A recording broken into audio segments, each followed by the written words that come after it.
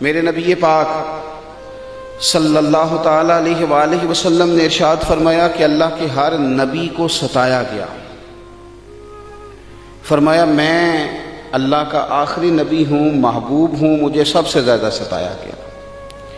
اپنے ذہن میں ایک بات بٹھائیں کہ زندگی میں تکلیف آئے گی، اپنے ذہن کے اندر اس بات کو جگہ دیں کہ آزمائشیں ہر لمحہ ہیں، ہر گھڑی ہیں، ہر موقع پہ ذہن بنا لیں۔ ہمارا ذہن یہ بن گیا ہے کہ کسی نہ کسی طریقے سے سکھ تلاش کر لیں۔ میں یہ چاہتا ہوں کہ میری مرضی کے مطابق سارے کام ہوں، پھر جو کام میری مرضی کے خلاف ہو جاتا ہے مجھے وہ تکلیف دیتا ہے۔ حالانکہ اگر بندہ سیکھ جائے کہ مرضی میری نہیں چلے گی، مرضی رب رسول کی چلے گی، جب وہ سیکھ جائے نا تو بعض تکلیفیں بھی اسے مزہ دیتی، بعض آزمائشیں بھی اسے مزہ دیتی۔ بعض اوقات اگر کہیں کوئی چیز کڑوی بھی آ جائے نا تو بھی فائدہ دے جاتی ہے۔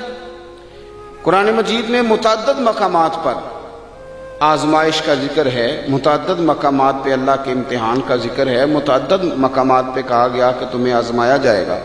لیکن ہمارا یہ طریقہ ہے کہ نعمتیں آتی رہیں تو ہم راضی رہتے ہیں، اور کسی جگہ اگر کمزوری آئے، کسی جگہ امتحان دینا پڑ جائے، کسی جگہ کوئی کڑوی چیز آ جائے۔ محمود غزنوی بیٹھے ہوئے تھے، پھل کھا رہے تھے، تو ایک مالٹا محمود غزنوی کے قریب آیا تو اس کو توڑا، مالٹے کے ٹکڑے ہوتے ہیں، اس کی کاشیں بن جاتی ہیں۔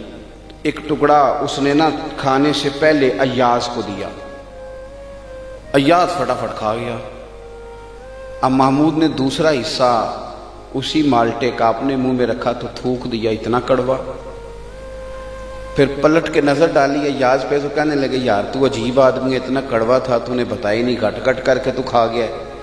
تو اس نے جو بات کی نا جواب میں، وہ سمجھانے لائق ہے، وہ سمجھنے لائق ہے، وہ غور کرنے کی بات ہے کہ اس طرح بھی ہوتا ہے۔ اور ایاز کہنے لگے بادشاہ سلامت، تیرے ہاتھوں سے نا ہمیشہ ہی میٹھے ملے ہیں، اب ایک کڑوا آیا تھا میں تھوک دیتا تو کوئی آئینے وفاداری تو نہیں ہے نا، میں نے اس کا ذائقہ نہیں دیکھا، میں نے تو وہ ہاتھ دیکھے۔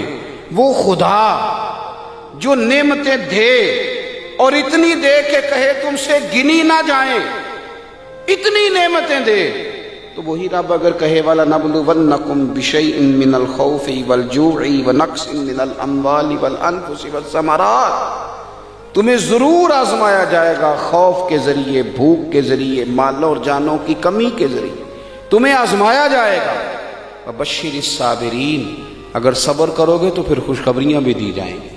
تو اگر اللہ آزمائے میرے بھائی، اگر رب آزمائے تو جس طرح اس کی نعمتیں آگے بڑھ کے جھولی میں ڈالتے ہو نا، اسی طرح یہ بھی کہنا چاہیے کہ دکھ قبول محمد بخشا، راضی رہن پیارے۔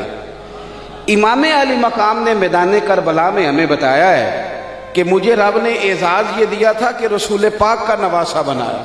لوگوں میری شان یہ ہے کہ میں مولا علی کا لخت جگر ہوں، میرا مقام یہ ہے کہ میں نے سیدہ طیبہ طاہرہ حضرت فاطمہ الزہرا کا دودھ پیا ہے، میرا مرتبہ یہ ہے کہ میں جنتی جوانوں کا سردار ہوں۔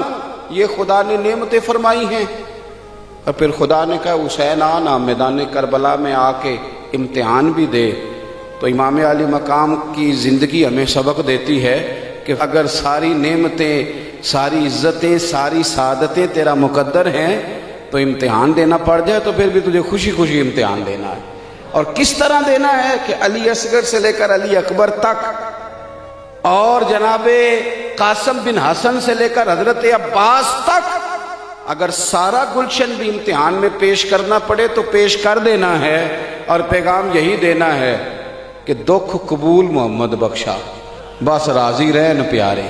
صوفیاء کے اندر کچھ لوگ ایسے ہیں جن کو ملامتی کہا جاتا ہے، وَلَا يَخَافُونَ لَوْمَةَ لَائِمٍ، وہ کسی ملامت کرنے والے کی ملامت کی پرواہ نہیں کرتے۔ ذَلِكَ فَضْلُ اللَّهِ يُؤْتِيهِ مَن يَشَاءُ، اللہ کا یہ فضل ہے، رب جسے چاہے عطا کرے۔ حضرت ذوالنون مصری داتا صاحب فرماتے ہیں کہ کمال آدمی تھے، لیکن انہوں نے نہ راہ آزمائش اختیار کی، رستہ اس طرح کا اختیار کیا کہ جس میں لوگ انہیں برا ہی کہتے تھے۔ وہ فیمس نہیں ہو سکے، ہر گلی، ہر کونے، ہر جگہ ان کی تعریف نہیں ہو سکی، کچھ تعریف نہیں ہو سکی، کچھ اپنوں نے قدر بھی نہیں پہچانی۔ اہل مصر نے ان کے ساتھ کوئی اچھا رویہ اختیار نہیں کیا۔ ہوتا یہ ہے کہ جب لوگ اپنے مزاج کو غالب کر لیتے ہیں ہر چیز پر اور کہتے ہیں جو میں کہہ رہا ہوں، جو میں سوچ رہا ہوں وہی حق ہے، اسی پر ساری دنیا آ جائے، تو بہت ساری جگہوں پہ نا وہ اپنے گمان کے مطابق چیزوں کو تباہ کر بیٹھتے ہیں، اور بہت سارے صالحین کے بارے میں، بہت سارے متقی لوگوں کے بارے میں بدگمانیاں پیدا کرتے ہیں، اور تربیت اپنی رک جاتی ہے، خیر سے دور ہٹ جاتے ہیں۔ حضرت ذوالنون مصری رحمۃ اللہ علیہ کے ساتھ بھی ان کے اپنے شہر کے لوگوں نے، ان کے اپنے ارد گرد کے لوگوں نے ان کے ساتھ کوئی اچھا سلوک نہیں کیا۔ زندگی بھر کسی شخص نے بھی کوئی اس طرح کا رویہ ان کے ساتھ نہیں رکھا۔ ہاں عقیدت مند لوگ تھے، محبت کرنے والے بھی تھے، لیکن اکثریت ان لوگوں کی تھی کہ جو ان کی طرف جب بھی نظر اٹھاتے تھے تنقید کی اٹھاتے تھے، طنز کی اٹھاتے تھے۔ داتا صاحب رحمۃ اللہ علیہ فرماتے ہیں کہ عقدہ تو اس وقت کھلا، راز تو اس وقت فاش ہوا، بات تو اس وقت لوگوں کے سامنے آئی جب ان کا انتقال ہوا تو ان کی پیشانی پہ لکھا تھا یہ اللہ کا دوست ہے، اور اس نے رب کی محبت میں وفات پائی ہے۔ اور فرماتے ہیں مصر کے لوگوں کی آنکھیں تب کھلیں کہ جب ان کا جنازہ دھوپ میں اٹھایا گیا تو پرندوں نے آ کے جنازے پہ سایہ کر دیا۔ اس وقت لوگوں کو پتہ چلا یہ تو دو باتیں تھیں۔ داتا صاحب کہتے ہیں لوگوں پتہ ہے تیسری بات کیا ہوئی؟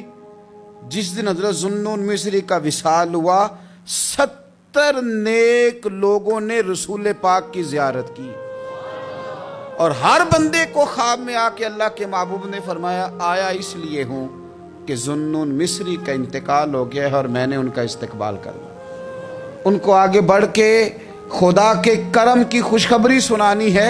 رسول کائنات میرے مرنے پہ ہر سو شور مچ جائے گا دیکھو گے، کہنے الوداع سرکار خود تشریف لائیں گے۔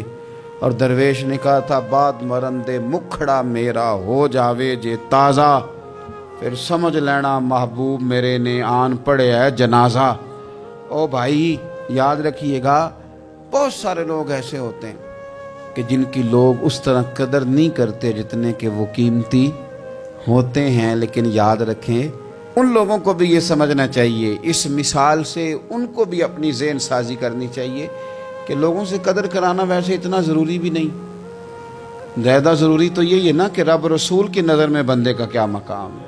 اگر وہاں مقام ہے تو پھر لوگوں کی گڈ بک میں آنا کو زیادہ ضروری بھی نہیں، اگر وہاں پاس ہے تو بس پھر جے کر سائیں وسون کچھ اجیاں نو تو پھر کیڑا مائی دا لال اجاڑ سکتا ہے، پھر ضرورت کیا ہے اس قدر زیادہ پریشان ہونے کی۔ اب کوئی بھی میڈیا کوئی بھی کھول لیں جو اتنا زیادہ بدتمیز ہے نا، جو ہر بزرگ کے بارے میں بک بک کرے، جو ہر بندے کو برا کہے، جو ہر ایک کی پگڑی کھول کے رکھ دے، وہ زیادہ بڑا ہو جاتا ہے۔ زیادہ جو اس کو بھی گالی دے، اس کو بھی برا کہے، یہ معروف ہونے کے لیے، مشہور ہونے کے لیے، یہ بڑا بننے کے لیے لوگ یہ کام کرتے ہیں، بڑا بننے کے لیے ایسے ایسے۔ اور میری قوم بڑی منفرد ہے، کبھی کبھی تھوڑا بہت سفر کرتے ہیں تو لوگ دکھاتے ہیں یہ بندہ یہ کہہ رہا ہے، اس کا کوئی جواب دیں، تو میں کہتا ہوں یار آپ نے تو ہمیں بڑا سستا سمجھ لیا، ہر بندے کا جواب دیں، اس کی اوقات ہے اس کو جواب دیا جائے، ہر ایک کو آپ جواب دیں، ہر ایک کو تو جواب نہیں نہ دیا جا سکتا۔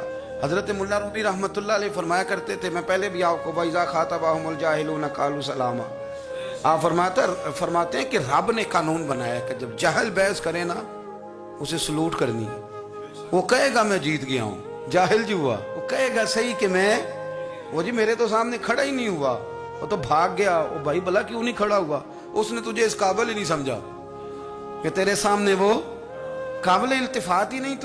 تو میرے عزیز اتنا زیادہ الجھاؤ نہ پیدا کریں، ادب کریں، اکرام کریں، احترام کریں۔ کیا خوبصورت لفظ ہیں حدیث پاک کے، میرے رسول کریم علیہ السلام نے فرمایا میرا ادب کرو مجھ سے پیار کو اس لیے کہ میں اللہ کا رسول ہوں، اور فرمایا میرے صحابہ کی عزت کرو اس لیے کہ وہ میرے صحابہ ہیں، میرے صحابہ ہیں، میری وجہ سے میرے غلاموں کا اکرام کرو۔ یہاں بحث ہوتی ہے، صحابہ کے بارے میں لوگ باتیں کرتے ہیں اور بڑی بڑی کھل کے باتیں کرتے ہیں اور بے لگام ہو کے تبصرے کرتے ہیں، کوئی پوچھنے والا نہیں۔ اور اہل بیت نبوت یار تو نے بہت بڑی جرت نہیں کی یہ بات کہہ کے کہ ذرا علی کو مولا بھی نہ کہنا. بہت بڑا سیانہ بندہ ہے, سنا ہے بہت اونچی جگہ بیٹھ کے درس دیتا ہے, بڑی محترم جگہ, اور وہ کہتا ہے کہ چونکہ مولا کے کئی معنی تو کچھ جاہل بندے ایسے ہیں جو معنی بدل کے اور معنی میں لے لیں گے, لہذا حضرت علی کہو مولا نہ کہو, یعنی اسے بھی مولا نہ کہو جسے نبی پاک نے مولا کہا ہے, اسے بھی مولا نہ کہو, اس کی بات مان کے. یار آپ دین کا حسن ضائع کر رہے ہیں. آپ رسول کریم علیہ الصلوۃ والسلام جس کا جو اعزاز بیان کریں گے حضور کی نسبت کی برکت سے, امت اس کا وہ اعزاز نہ صرف مانے گی بلکہ جانے گی. کیا خوبصورت جملے. حضور نے فرمایا میرے علی کا چہرہ دیکھنا عبادت. حضرت ابو طلحہ انصاری کہتے میں نے تجسس کی نظروں سے دیکھا. صحابہ ہمارا بڑا بھلا کرتے تھے نا, کہتے میں نے تجسس کی نظروں, حضور سمجھ گئے کہ اس کی نظروں میں سوال ہے. حضور نے فرمایا النظر الی وجہ علی عبادہ, علی کا چہرہ دیکھنا. حضرت ابو طلحہ کہتے میں نے تجسس سے دیکھا تو حضور مسکرائے. سوال میرے اندر تھا کہ حضور ہم تو دیکھ رہے ہیں تو جو نہ دیکھ سکیں, ہم تو دیکھ رہے ہیں. تو حضور نے فوراً کہا ذکر علی عبادہ, اس کا خالی ذکر بھی کرتے رہنا تمہیں عبادت کا ثواب ملتا رہے گا. تو نبی پاک صلی اللہ علیہ وسلم نے جو اکرام کی سیڑھیاں بتائیں, جو آداب کے طریقے رسول کریم نے بتائے, وہ سارے اس لیے بتائے کہ امت ان کا ادب کرے, امت ان کا اکرام کرے, امت ان کا احترام کرے. ہمارے محدثین کی ایک پوری جماعت گزری ہے, ایک بڑی عجیب بحث انہوں نے لکھی ہے. کہتے ہیں جناب بہت سارے لوگوں نے حضرت فاطمہ الزہرا سے زیادہ روایتیں کیوں نہیں کی, بی بی پاک سے, خاتون جنت سے زیادہ روایات مروی کیوں نہیں. اللہ اکبر. تو ایک صوفی بزرگ نے کمال لکھا ہے, وہ کہتے ہیں اصل بات یہ ہے کہ بہت سارے بزرگ تھے جو ڈرتے تھے کہ جب آپ کسی سے حدیث لیتے ہیں تو پھر آپ کو نا اس کے احوال بھی بیان کرنے پڑتے ہیں. تو بڑے لوگ ڈرتے تھے کہ اتنا بڑا نام سیدہ پاک کا اور ہم اس پر بات کریں, سیدہ پاک پہ بات کریں. اعلیٰ حضرت کے چھوٹے شہزادے کی بات میں نے کئی دفعہ سنائی ہے. وہ فرمایا کرتے تھے مجھے اللہ کی عزت کی قسم میں نے اپنے نبی کی بیٹیوں کے نام کبھی بغیر وضو زبان سے ادا ہی نہیں کی. ڈر آتا, ڈر آتا. او ہو اتنی مقدس ہستیاں, لوگ کانپتے تھے. توبہ توبہ. اب تو بحث کرتے ہیں, کہتے تھے حضور کی ازواج کے بارے میں بات کریں, ام المومنین حضرت خدیجہ کی بات کریں, حضرت حفصہ کی بات کریں, ام حبیبہ کی, سیدہ طیبہ عائشہ صدیقہ کی بات کریں. لوگ ڈرتے تھے, خبردار کوئی ایسا جملہ نہ نکل جائے. بھائی نسبت کا اکرام, جب کوئی حضرت عائشہ کی عزت کرتا ہے تو دراصل میرے نبی پاک کا اکرام کرتا ہے. جب اہل بیت نبوت کا ادب کیا جاتا ہے تو رسول کریم کا ادب کیا جاتا ہے.